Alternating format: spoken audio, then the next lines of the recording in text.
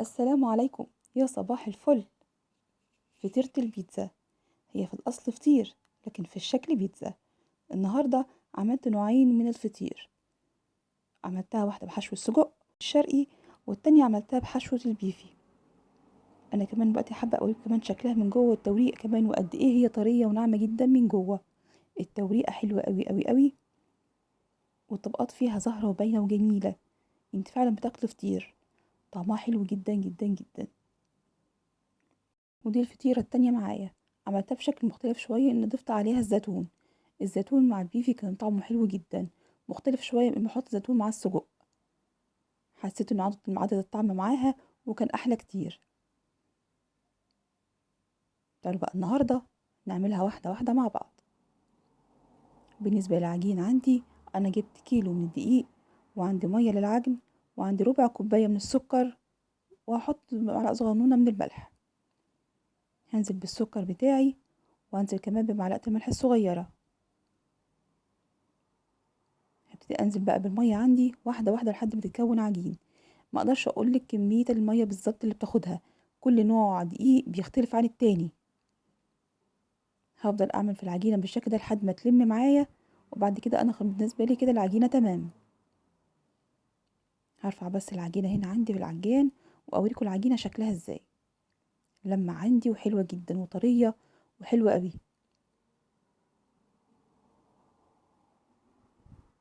لو هتعجني العجينه على ايدك هتاخد تقريبا معاكي مش اقل من 7 8 دقايق، عجن متواصل لحد ما تحصلي على النتيجه اللي بالشكل ده. العجينة لما معايا وحلوة جدا جدا جدا، متماسكة مش بتلزق، وفي نفس الوقت طرية. هبتدي هنا عندي بقى اجيب صينية اللي هخلي احط فيها العجين واسيبه يرتاح. هدهن الصينية عندي بزيت عشان العجين عندي ما يلزقش. بعد كده العجينة بتاعتي هبتدي اقسمها، انا هنا هعمل فطيرتين، الكيلو هعمل منه فطيرتين.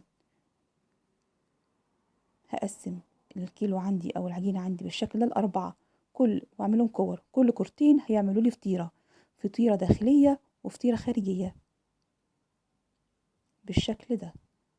طبعا العجينة عندي هنا مفيهاش خميرة فمش هتخمر، لكن لازم اسيبها ترتاح. كل ما بتسيبيها ترتاح كل ما بتفرد معاكي بأسرع وتديكي نتيجة أحلى. أنا عندي العجين خلاص كده قسمته، برش عليه كمان رشة من الزيت وأغلفه كويس جدا بالزيت زي ما انتوا شايفين بالشكل ده.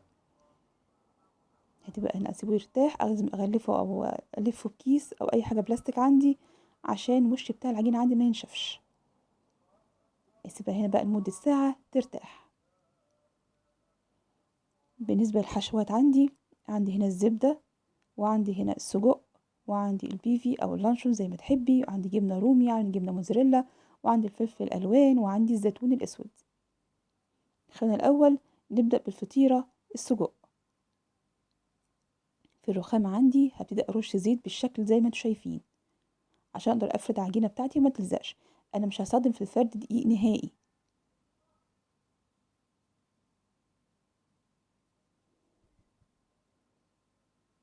زي ما احنا اتفقنا ان انا عملت الكيلو دقيق 4 كور، كل كورتين هيعملوا لي فطيره واحده، فطيره واحده كبيره مش صغيره. اللي عملتهم في صينيه مقاس 32 تقدري كمان تعمليها في صينيه 34 او 36، هتبقى حلوه معاكي جدا. شايفين العجينه عشان ارتاح بتفرد معايا بسرعه ازاي. هفضل افرد عجينه بالشكل زي ما انتم شايفين. انا في الخطوه دي انا ما جريتش الكاميرا عشان حابه اوريكم شكل الفطيره وازاي تفرديها.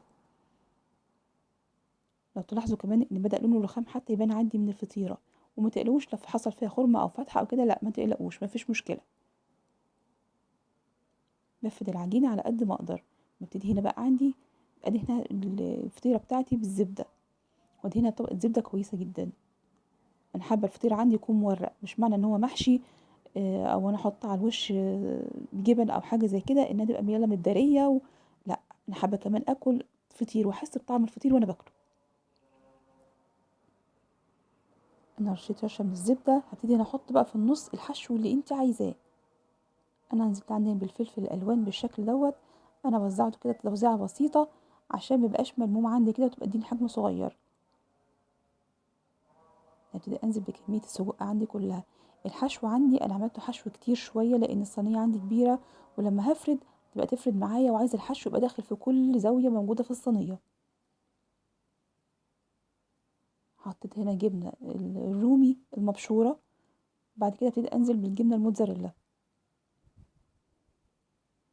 زي ما احنا قلنا الحشو متاح ليكي، لو عندك فراخ مسلوقه باقيه، لو عندك حتى لو لحمه مسلوقه باقيه، عندك لحمه مفرومه، عندك مشكل جبن، مجموعه من الجبن بس، برضه هتبقى جميله جدا جدا جدا.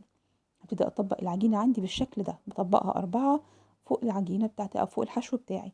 بين كل الطبقات وانا بطبقها هرش شويه زبده بالشكل اللي انتوا شايفينه. توزيعة الزبده دي بتديني توريقه حلوه جدا في الفطير. هطبقها تخليها مربع بالشكل ده. بعد كده قلنا العجينه الداخليه في الفطيره، هنقلها هنا على صينيه مدهونه بالزبده. الفطيره دي عندي من تحت زي ما انتوا كنتوا شايفين رقيقه قوي، فببقى حريصه جدا وانا بشيلها عشان ما تتفتحش مني بالشكل ده، وابتدي انقلها واحده واحده مع بعض بالشكل ده. انا كده نقلت عندي الجزء من الفطير. خليني بقى اروح اعمل كمان الجزء الخارجي عشان يبقى كده كملت الفطيره كامله. هدهنها او افردها بنفس الطريقه، هرش ايدي شويه زيت او بالزبده وابتدي افرد بنفس الطريقه تبطيطه كده. ممكن اشد من الطروف، طول ما انا ببططها وطول ما العجينه عندي مرتاحه بتفرد عندي وبتبقى حلوه جدا جدا في الفرد ومش متعبه نهائي. خلاص انا كده فردتها. انا ودهنت الزبده بتاعتي طبعا في الطبقه دي كمان عشان يديني توريقه. كل الطبقات عندي كلها بتبقى فوق بعضها وفيها زبده، بيديني توريقه. شايفين هنا قلبتها ازاي؟ انا ما شلتهاش بايدي وارجع انقل تاني، لا، هتتقطع مني لانها ضعيفه.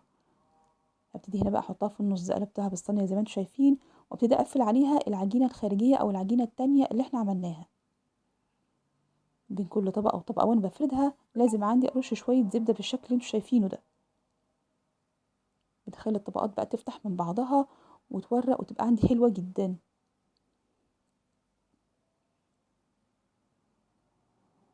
تمام، انا كده خلصت عندي اول فطيره.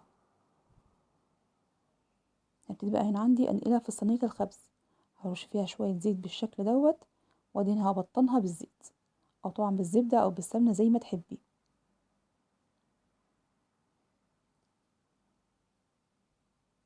هنا عندي بقى الفطيره بتاعتي بقى سهل ان انا اشيلها، هي عاد كده مالكه نفسها ومتماسكه لان فيها طبقتين كمان من العجين او من الفطير، فهي متماسكه جدا معايا. انا مش هبططها دلوقتي، انا سيبها بس تريح في الصينيه 10 دقايق. تعال بقى نعمل الفطيره التانية والحشو التاني بتاعي. دي كده الكوره التالتة. شايفين طريقه الفرد؟ وبتفرد معايا بسرعه وفرد معايا حلوه جدا. بتبتدي ترق معايا، وشايفين الرخام كمان باين من تحتها بالشكل ده ازاي، حلوه جدا، تفرد معايا بسرعه. الحشو التاني عندي بحط الفلفل الالوان.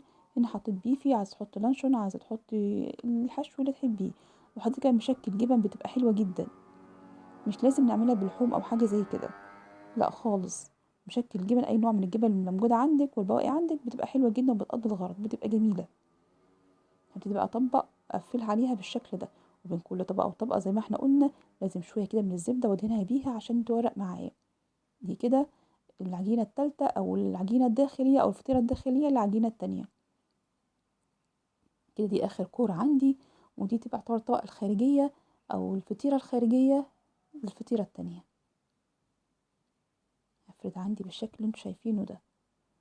هحط التاني الفطيرة الاولانية، وزي ما انت قلت لكم شايفين انا قلبتها ازاي، ما شلتهاش بايدي عشان ما تتقطعش لانها رقيقة جدا.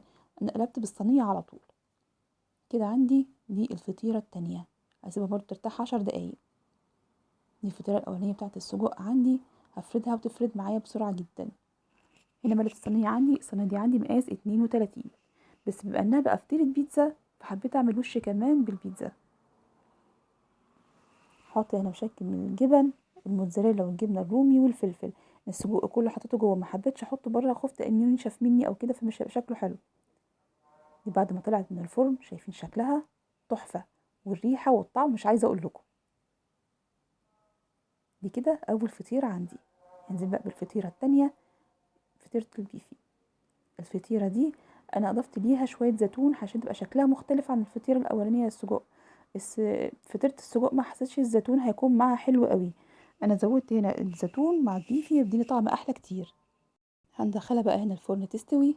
يبقى احنا كده خلاص خلصنا اتفضلوا معانا وبألف هنا.